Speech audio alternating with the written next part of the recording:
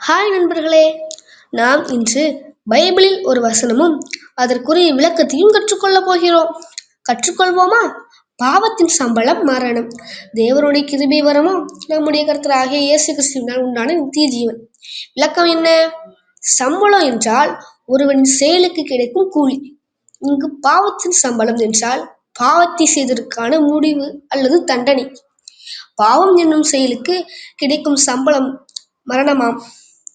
பாவத்தின் காரணமாக உடல் மரணம் மட்டுமல்ல, ஆன்மீக மரணமும், அதாவது தேவனிடமிருந்து பிரிக்கப்பட்ட நிலையும் உண்டாகும்.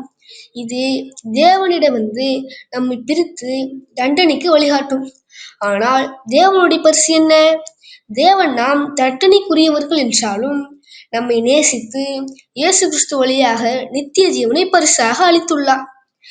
இதை மனிதனால் சம்பாதிக்க முடியாது. இது தேவனின் கருணையால் மட்டுமே நமக்கு கிடைக்கும் பரிசு. நண்பர்களே, நாளைக்கு நாம வேறொரு வசனமும் அதற்கான விளக்கத்தையும் பார்ப்போம். பாய்.